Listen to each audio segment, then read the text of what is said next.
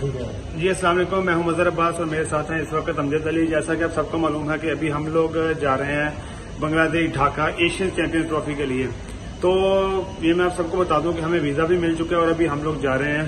तो इंशाल्लाह मेरी आप सबसे अपील है कि आप लोग दुआ करें कि एशियन चैंपियंस ट्रॉफी में हम लोग अच्छा रिजल्ट लेके आएं। और यहाँ मैं आपको बताता चलूं कि पाकिस्तान हॉकी फेडरेशन ने एक बड़ा अच्छा इकदाम किया कि हमारे लिए वीजा जो है वो तो शॉर्टली टाइम में वीजा अरेंज किया, और उसके साथ साथ मिनिस्ट्री ऑफ स्पोर्ट्स बांग्लादेश जिन्होंने कि इसमें बहुत हेल्प की।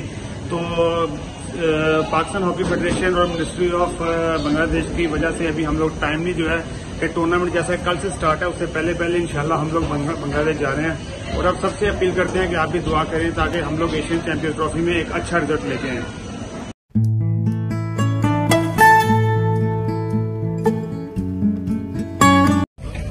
जी तो अभी मैं आप लोगों को बताता चलूं कि हम लोग अभी इस टाइम मौजूद हैं फ्लाइट के अंदर, और हम लोग बस थोड़ी देर में इंशाल्लाह यहाँ से फ्लाई करने वाले हैं कराची से ढाका के लिए।